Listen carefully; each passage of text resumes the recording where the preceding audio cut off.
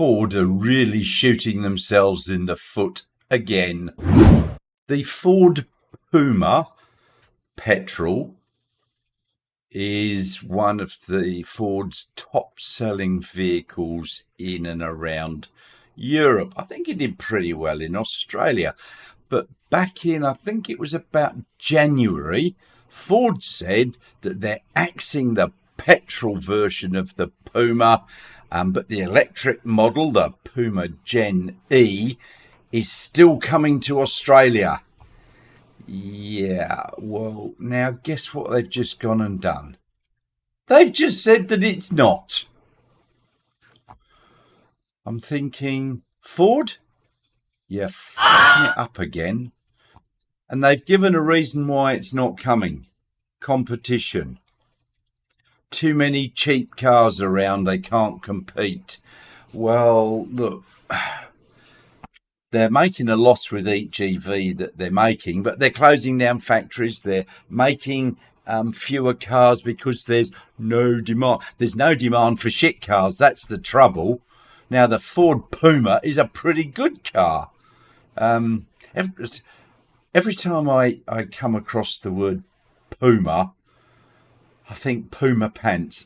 Yeah, it's just one of those things. I did that with my grandkids. They thought it was great. But really, Ford, Puma pants. Yeah, you've stuffed it up. So they're axing the Ford Puma Gen-E for Australia. It's still going to be happening in Europe. But really, I mean, it's a small car. It's a city car. It's got, well, hold on. It's got here a 43 kilowatt hour battery. So it's got a WLTP range of 376 kilometers. Yeah, so it's around 300. But for a city car, you don't need any more. I mean, it's got reasonable acceleration, 8 seconds, 0 to, I think that would be 100. And it's got 100 kilowatt DC fast charging capability. Look, it's not brilliant, but it does do a 10 to 80% in about 23 minutes. It is a front wheel drive. Now in Europe, it's priced at 36,900 euros, which is around the $60,000 Australian mark. Yeah, it's a lot cheaper in England, but I think they were planning on bringing it here in the mid to high 40s, maybe low 50s. Well, it's not going to compete, is it, at that? Now, look, it's a reasonably good-looking car. I've been putting a few pictures up here of it. It's not too bad. Looks a bit like the GWM Aura in the front with those headlights. I just do not understand what Ford are doing here. Now, basically, I think it comes down to price. It's going to be too expensive here to be competitive with the other ones because you've got, as I said, you've got the Aura from GWN, you've got the Dolphin from BYD, you've got the MG4 from MG. All these are very good cars at very good prices. When I first saw this, I thought, oh, it's going to be in the 30s. No, I was wrong. So, look, this city EV would be great to have here.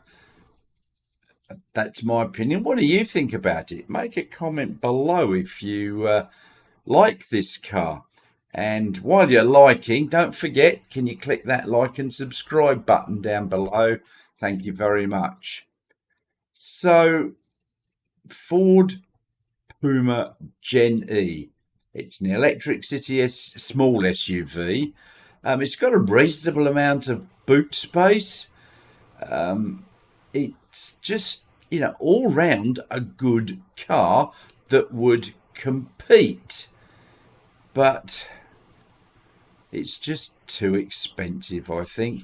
Now, it is based on the Volkswagen MEB platform, not on the Fiesta platform. Now, remember, this Puma Gen-E is still based on the Puma petrol. So it's like a multi-fuel, but they turned it into an EV. I don't know. What do you reckon? Now, it's built, I believe, in Romania. And as I said, Puma petrol is the brand's best seller. So, yeah, I would really love to see this come to Australia. I think it would become a good seller. I don't know now whether it's going to be its best seller in Europe as the EV version, because, as I said, it's priced in the high 30,000 euros. It's 60,000 Australian dollars for a small car. Yeah, I'm confused. I just think that Ford cannot make EVs. You see, they're a legacy auto, and legacy auto have left it too late to get into the EV world. Now, if you look at the USA, Ford are very big there. They sell a lot of F-150s. They brought out the F-150 Lightning, the EV version. Yeah, it's losing them money. They brought out the Mark E, or the Mustang Mark E. It didn't look anything like a Mustang. It looks a bit like the new Ford Capri electric. I just think that they don't know how to make EVs properly. Many legacy auto manufacturers are going to go bankrupt. Nissan has already said it's only got 12 to 15 months left. It's laying off people. That was a world leader with the Nissan Leaf.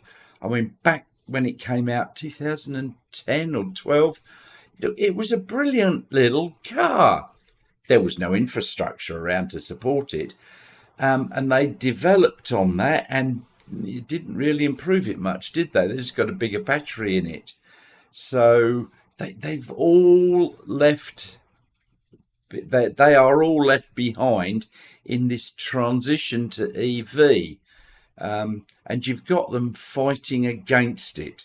Toyota. Where's a Mazda EV? Oh, yeah, we did have one, didn't we? That was shit. Nissan have the Leaf and the Aria. They've got Honda have got the Prologue, which apparently is going very well in America, but it's not here in Australia. So I have a feeling that Ford may well follow them in a few years' time and go into bankruptcy. What do you reckon? Do you think Ford have made a boo-boo in cancelling the Puma Gen-E? I do. So let me know what you think in the comments below. And also, while you're down there, don't forget to click on that like and subscribe buttons. Thank you very much. It really does help the channel. And while you're down there, look in my description. There's a link to my Ko-fi page. So if you would like to help me out there with a little Chrissy Prezzy, that would be really nice. Thank you very much. There's Tesla referral link. If you want a nice brand spanking new Tesla, you'll get some benefit from using the link. So that's a Chrissy Prezzy for you. There's also some links to a company called Yeslac, who do accessories for Tesla vehicles. So I've got a 5% discount code down there if you want to use that. And I'll be seeing you all very soon.